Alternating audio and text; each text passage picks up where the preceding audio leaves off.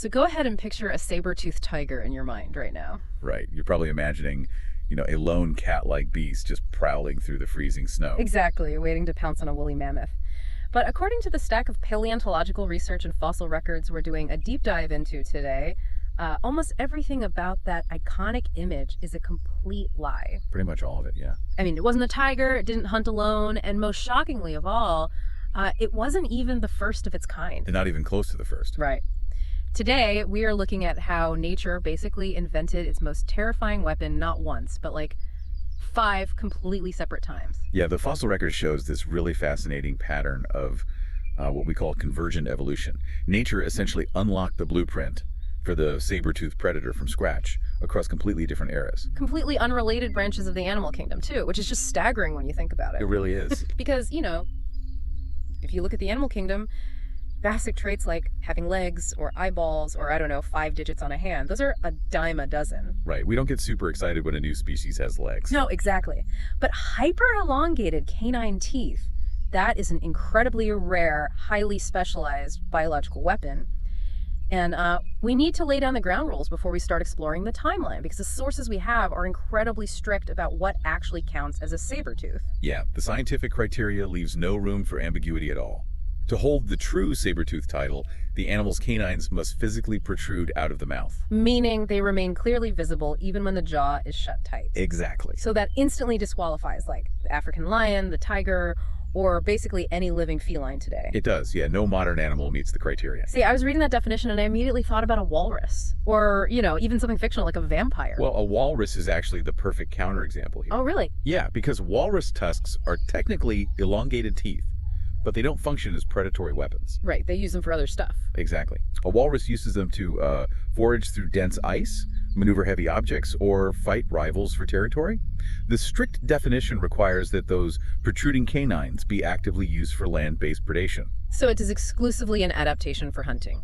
Exclusively, yes. Okay, so with those parameters locked in, protruding canines, strictly for hunting on land, I want to wind the clock back to find the absolute original saber-tooth. We have to go way back for that. Way before the Ice Age, and even way before the dinosaurs. We are heading back to the supercontinent Pangaea, about 272 million years ago. Right, the Middle Permian era. And the environment was just completely alien compared to today. Oh, I bet. You had massive deserts, these bizarre coastal plains, and prowling this landscape was a group of animals called the Gorgonopsians. The sources refer to them as therapsids, and I had to look that up because they aren't mammals, they aren't cats, and they aren't really reptiles either. No, they're not. Think of them as like an evolutionary bridge. Okay. They're ancient non-mammalian ancestors. They were more closely related to the lineage that would eventually become mammals than to reptiles, but they kind of sat in this strange middle ground. Like a hybrid. Sort of. If you saw one, it would look like a low-slung, heavily muscled monitor lizard, but with this disproportionately long, slender skull. And inside that skull was just an anatomical skeleton key. I mean, upper canines, that could be as long as the exposed teeth of a T-Rex. Massive fangs. Yeah. I'm looking at the research trying to understand the genetic lottery here. Because evolution is blind, right? Yeah. It relies on random mutations. Yeah. So what environmental pressure was pushing these creatures to develop such absurd teeth? Well, you have to look at what they were eating. Permian Pangaea was populated by these massive herbivores, Right. parareptiles that weighed well over a ton. And more importantly, these herbivores were covered in incredibly thick, hardened, armor-like hides. Oh, so they were practically walking tanks. Exactly. A standard set of primitive teeth simply bounces off or shatters against that kind of armor. So a random mutation that gives one Gorgonopsian slightly longer, sharper teeth suddenly becomes a massive survival advantage. Yep, generation after generation, natural selection heavily favored the individuals with longer teeth. Until they were just highly specialized serrated daggers. Precisely. But using them was a completely gruesome process. The sources outline this bite and retreat tactic. It's pretty brutal. Yeah, because I originally assumed a predator with huge teeth would just latch onto the neck and hold on, but they didn't do that. They couldn't, actually. Their jaws were still relatively primitive and reptilian, meaning they lacked the muscle complexity for a highly precise, sustained bite. So they couldn't just lock on. No. Instead, they relied on ambush. They would launch themselves at a massive beast, sink those giant sabers deep through the armored hide into the flesh, and then immediately back off. Just hit and run. Basically, yeah. It minimizes risk. Yeah. Because if you are hunting a 1-ton thrashing animal, holding on means you risk being crushed or trampled to death. Oh, wow. That makes sense. So by retreating to a safe distance, the Gorgonopsian could simply watch the prey bleed out. They just waited for it to weaken, delivered another bite if they had to, and let gravity and blood loss do the heavy lifting. Man, that is dark. And I was reading the size estimates for these animals, and it's just mind-blowing. The largest species, the Inostrancevia. Yes, Inostrancevia. How big did that actually get? Well, the fossil evidence suggests they reached up to 11.5 feet in length. What? And they weighed around 770 pounds. So we are talking about a creature the size of the largest recorded grizzly bear. Built like a lizard? Built like a lizard, equipped with T-Rex teeth, and thriving across forests and deserts. The ultimate predator of its time. But if they were the undisputed apex predators of Pangaea, where did they go? Why aren't they still terrorizing us today? Because evolution cannot predict a global cataclysm. Less than 25 million years after the Gorgonopsians emerged, the planet underwent the Permian-Triassic extinction event. Geologists call it the Great Dying. This was the huge volcanic event, right? Yeah, volcanic eruptions on an unimaginable continental scale. The Siberian traps erupted, basically turning the Earth into a literal hellscape. So extreme runaway global warming, acid rain that destroyed the flora. And the complete collapse of the food web. The massive armored herbivores starved, and without their specific food source, the Gorgonopsians were completely wiped from existence. Which leads to one of the most baffling gaps in this entire stack of sources. The huge hiatus. Right. The saber-tooth design completely vanished from the Earth for the next 200 million years. It skipped the entirety of the Mesozoic era. The entire age of the dinosaurs. For 200 million years, you have the most fearsome predators imaginable. The T-Rex, the Spinosaurus, the raptor families, and not a single one of them evolved saber-tooth. Not one. Why did nature just abandon its best weapon? It comes down to biomechanics and physiological constraints. Dinosaurs solved the problem of hunting large prey through entirely different architectural pathways. Okay, how so? Well, take a T-Rex, for instance. It generated an absolutely staggering bite force. It didn't need delicate, specialized surgical blades because its jaws were designed to crush bone and tear massive chunks of flesh indiscriminately. Oh, so they were just brute forcing it. Exactly. The highly specialized precision of a saber-tooth wasn't necessary, nor was it structurally compatible with their massive, crushing skulls. Wow, so it literally took a global reset, the asteroid wiping out the dinosaurs and the dawn of the age of mammals to bring the design back from the dead. Bringing us to the Eocene epoch, about 52 million years ago. Okay. The planet had recovered, mammals were diversifying, and nature ran the saber-tooth experiment for a second time with a group called the Macaridines. Now, if you looked at one of these animals, you'd swear you were looking at a cat. They definitely looked the part. Yeah, they had long tails and slender bodies.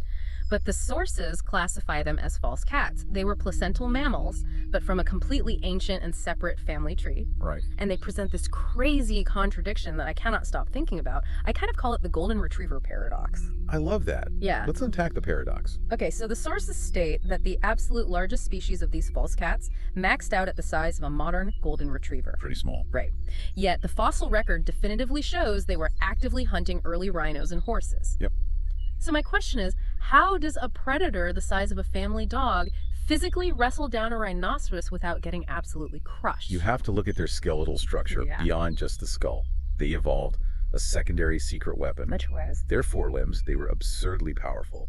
The bone density and muscle anchoring points indicate limbs that were disproportionately strong for their body weight. Wait, so they weren't runners, they were grapplers. Ambush grapplers, to be specific. They lived in dense, lush jungles. They would drop from the canopy or burst from thick underbrush, using those massive forelimbs to latch onto and physically pin down prey much larger than themselves. Oh, wow. So the extreme strength of their arms just locked the animal in place long enough for those hyper-specialized sabers to punch through the thick hide. Exactly. It was a grappling match that ended in a quick strike.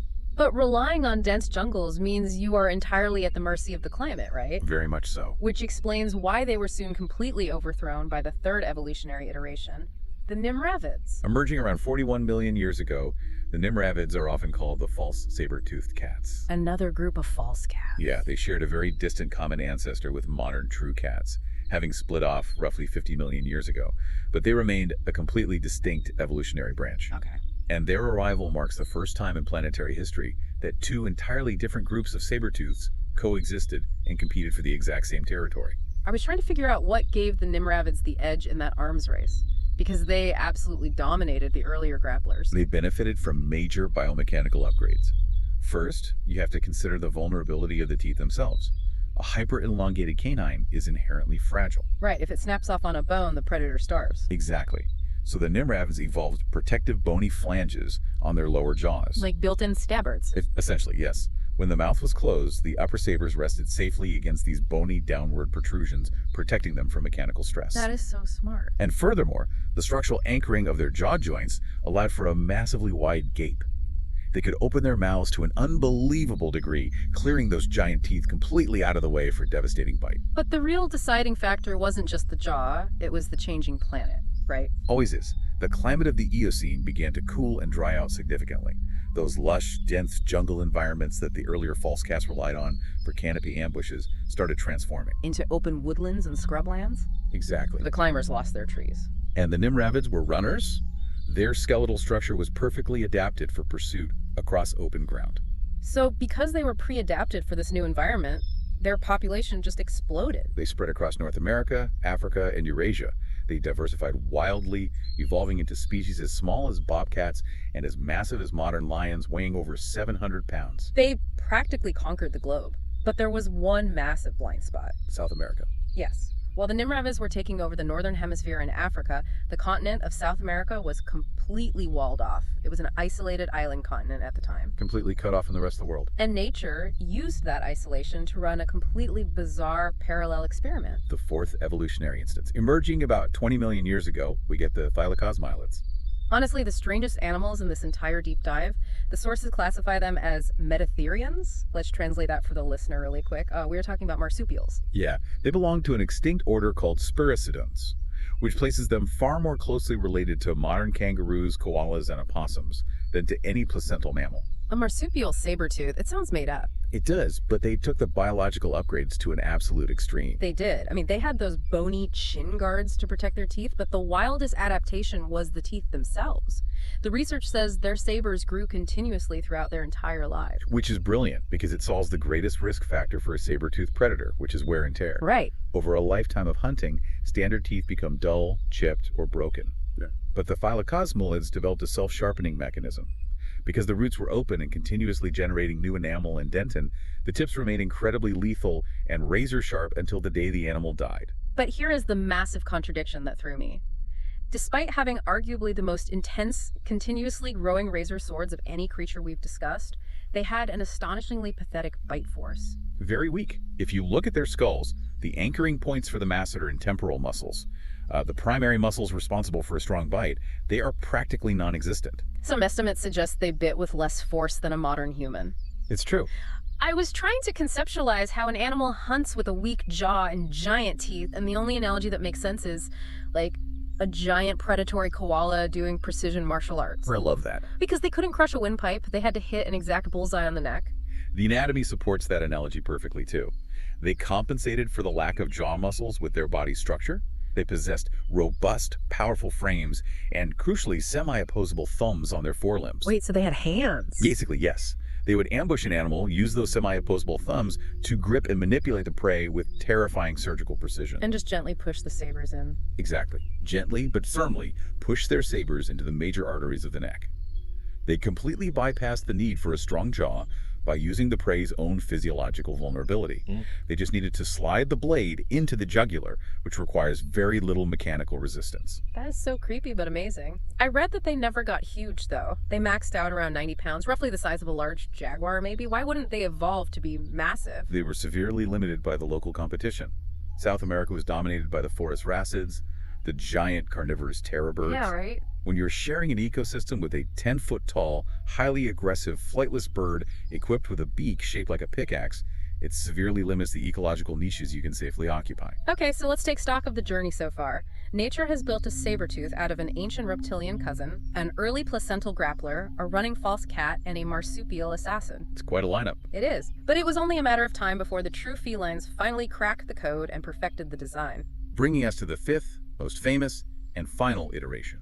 Originating roughly 20 million years ago in Europe before spreading across the globe, the Machairodontines, the true saber-toothed cats. These were the ultimate package. They didn't just have the massive fangs. They combined them with all the evolutionary upgrades that make modern cats such flawless predators. Feline physiology amplified the blueprint. They brought acute nocturnal vision for hunting in the dark, highly sensitive tactile whiskers for feeling prey movement. And the digitigrade locomotion, meaning they walked entirely on their toes, making them incredibly agile and silent. Exactly. And evolution offered two distinct models within this true cat family. Tell us about those. You have the scimitar-toothed cats like the Homotherium. They were the size of lions but built like greyhounds. Long legs, graceful frames, designed for chasing down prey over open distances. Okay. And then you have the dirk-toothed cats, the stocky, heavily muscled ambushers. This is the lineage of the Smilodon, the absolute icon of the Ice Age. The one everyone thinks of. Yeah, and the sheer scale of the Smilodon is terrifying. The largest species weighed over 1,000 pounds. That is a polar bear with literal swords sticking out of its face. A massive animal. But the sources reveal they shared that same surprising weakness with the South American marsupials. They did. The structural construction of their massive skulls made them highly susceptible to stress fractures. A 1,000-pound Smilodon was likely biting with only 1/3 the crushing power of a modern African lion. Which is wild. So how does a polar bear-sized cat take down a woolly mammoth or a giant ground sloth with a weak bite? They outsourced the kinetic energy to their necks. Oh, interesting. Their cervical vertebrae were heavily modified to support massively developed neck muscles. During a hunt, the jaws merely held the teeth in place, while the sheer hydraulic power of the neck drove the upper sabers forcefully downward into the throat, severing the arteries instantly. So it wasn't a jaw-crushing bite at all. No, it was a devastating downward stab. And we know they were taking down massive game, mammoths, rhinos, glyptodons. But what really fascinated me in the sources was the evidence that these weren't solitary hunters. This changes everything we thought we knew. Right, because we always picture a lone tiger in the snow. But the data from the La Brea tar pits in California paints a totally different picture. How do scientists look at thousands of bones in a tar pit and conclude these animals had friends? It comes down to isotopic analysis and predator-to-prey ratios. Scientists can analyze the carbon and nitrogen isotopes trapped in the ancient bone collagen of these cats. Like a chemical fingerprint. Yeah, the chemical signatures act like a biological receipt of exactly what the animal ate over its lifetime. The isotopic data across numerous Smilodon specimens shows identical, highly specific diets. Which strongly suggests they were feeding together on the exact same carcasses. Exactly, and the tar pits themselves act like a giant trap. Oh, Well, when a large herbivore got stuck in the thick asphalt, it would thrash and make noise. The ratio of Smilodon fossils to prey fossils in the tar is heavily skewed toward predators. Oh, I see. A lone, cautious predator might avoid the sticky tar, but a highly social pack, much like modern lion prides, would rush in together to secure the massive, immobilized meal. Resulting in multiple cats getting trapped alongside their prey. Precisely. Which kind of sets up the climax of our deep dive today. Because at one point in Earth's history, the Nimravids, the South American marsupial saber-tooths, and the true cats all coexisted on this planet simultaneously. They were all here. And today, there is zero. So the ultimate question is, did the very weapon that made them apex predators become their ultimate downfall? In many ways, yes. The hyper-specialized saber-tooth is a brilliant design, but it demands two strict conditions to function: a vast abundance of large, slow-moving, thick-skinned prey, and absolute environmental stability. And when those factors changed, The animal's too specialized to pivot. let's walk through the collapse of the dynasties then. Sure. The Nimravids fell first, roughly 7 million years ago. As the climate continued to shift and grasslands expanded aggressively, the fauna turned over rapidly. Herbivores became faster and smaller. So the Nimravids simply couldn't adapt their heavy, specialized frames to hunt agile, fleeing prey. Exactly, they starved out. What about the South American marsupials? The thylacosmilids. The old narrative I learned was always that when North and South America finally connected, the true cats crossed over and essentially hunted the marsupials to extinction. That was the prevailing theory for decades, yeah. But recent radiocarbon dating completely dismantled it. Really? Yeah, the thylacosmilids went extinct roughly 3 million years ago. The true cats didn't arrive in South America until much, much later. So what killed them? The marsupials were entirely wiped out by shifting flora and regional climate changes. Their dense ambush environments vanished, and again, they were too hyper-specialized to survive the transition. Which left the true cats as the final dynasty. The last one standing. And they held on remarkably long. The sources note that the youngest Smilodon specimens date back to a mere 8,200 years ago. It's incredible. Think about the context of that timeline. Human beings had already invented early agriculture. The first human cities in Mesopotamia were already established, and there were still 1,000-pound saber-toothed cats roaming the Americas. It's hard to wrap your head around. But eventually, the compounding pressures were insurmountable. The end of the Pleistocene epoch brought extreme, rapid climate shifts. And the megafauna, the mammoths, mastodons, and giant sloths that the Smilodon relied on to survive, they went extinct. Yep. Combine the loss of their primary food source with the rapid expansion of highly coordinated human hunters migrating across the continents, and the final saber-tooth was starved out of existence. Without massive prey to hunt, those specialized daggers became a fatal liability. They did. Wow. If we synthesize this incredible 270 million year journey from the Permian therapsids to the true feline powerhouses of the Ice Age, I mean, evolution has proven beyond a shadow of a doubt that the saber-tooth is a masterpiece of biological engineering. Oh, without a doubt. If you need to kill a massive armored animal, nature's answer is always a saber-tooth. But it's kind of like driving a highly tuned Formula One car. It performs miracles on a perfectly paved track, but the second you hit a dirt road, the whole machine falls apart. That's a great way to put it. It requires perfect stability. Yeah. When you walk your dog in the park today, you are observing the exact same evolutionary pressures. When the world changes quickly, the highly specialized kings of the jungle are always the first to fall. And, the cyclical nature of that history leaves us with a lingering, provocative thought. Lay it on us. We know this specific trait emerges entirely from scratch whenever there is an abundance of large prey and a stable environment. So imagine our world thousands of years from now. If human-driven megafauna extinction were to somehow reverse, or if animals dramatically adapt and grow in size to match our changing planet, how long will it be until evolution inevitably cooks up the sixth instance of the saber-tooth? Man, now that is a thought to keep you up at night. Next time you look at a golden retriever or a koala or even just a house cat, just remember, nature might just be waiting for the right environmental shift to give it swords. Thank you for joining us on this deep dive, and as always, keep questioning the natural world around you.